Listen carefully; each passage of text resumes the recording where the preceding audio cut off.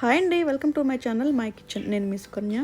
ఈరోజు మనం చాలా సింపుల్గా అయిపోయే క్రిస్పీ నెత్తళ్ళ ఫ్రై చాలా బాగుంటుందండి. చాలా సింపుల్గా చేసేసుకోవచ్చు. టేస్ట్ మాత్రం అదిరిపోతుంది. ఇది రసంలోకి అలాగే సాంబార్ పప్పుచారులోకి చాలా బాగుంటుంది. అలాగే సైడ్ డిష్గా కూడా చట్నీ పక్కన పెట్టేసుకొని తినేయచ్చు. ముందుగా నెత్తళ్ళని తీసుకొని ఉప్పు పసుపు వేసి ఒక 2 times వాష్ చేసుకోండి. వాష్ చేసుకున్న మెత్తలన్నీ ఒక బౌల్లో వేసుకొని అందులో 1 tablespoon పసుపు వేసుకోండి. అలాగే 1 tablespoon సాల్ట్, అలాగే 2 tablespoons కారం వేసుకోండి. అలాగే పెద్ద గరిటెతో 1 tablespoon అల్లం వెల్లుల్లి పేస్ట్ వేసుకోండి.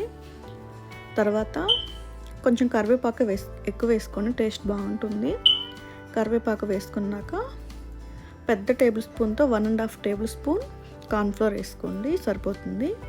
కార్న్ఫ్లోర్ వేసుకున్నాక ముక్కలకంతా మసాలా బాగా పట్టేలాగా బాగా కలుపుకోండి. ఉప్పు కారం మసాలా అంతా పట్టేలాగా.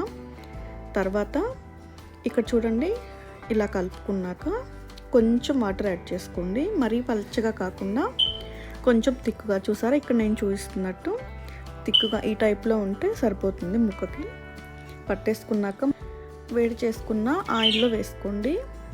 ఒక్కొక్కటిగా వేసేసుకుంటూ హై టు లో ఫ్లేమ్లో పెట్టేసుకుని ఒక్కొక్కటిగా వేసుకోండి. తర్వాత వెంటనే వేయంగానే కదపకుండా ఒక 10 minutes ఆగి వాటిని కొంచెం అటు ఇటు టర్న్ చేసుకుంటూ గోల్డెన్ బ్రౌన్ కలర్ వచ్చేదాకా ఫ్రై చేసుకోండి. ఈ నెత్తల ఫ్రై చాలా బాగుంటుందండి. చాలా సింపుల్గా చేసేసుకోవచ్చు. టేస్ట్ కూడా అంతే రుచిగా ఉంటుంది. తర్వాత అటు ఇటు టర్న్ చేసుకున్నాక చూసారా, ఇలాగ బ్రౌన్ కలర్ వచ్చినాక నెత్తలని మంచిగా ఫ్రై చేసుకోండి. ఫ్రై అయ్యాక ఈ కలర్ వచ్చినాక ఒక ప్లేట్లో తీసుకొని వేసేసుకోండి. ప్లేట్లో అన్నీ వేసేసుకున్నాక మళ్ళీ సెకండ్ బ్యాచ్ కూడా అలాగే వేసేసుకోండి. ఇక్కడ చూసారా, సెకండ్ బ్యాచ్ వేసాను నేను. సెకండ్ బ్యాచ్ వేసాక మంచి బ్రౌన్ కలర్ వచ్చాక ఇక్కడ చూడండి, చాలా క్రిస్పీగా చాలా ఎమ్మీగా కనిపిస్తున్నాయి. అంతే అండి, చాలా సింపుల్గా అయిపోయి క్రిస్పీ నెత్తళ్ళ ఫ్రై. దేనిలోకైనా చాలా బాగుంటుంది.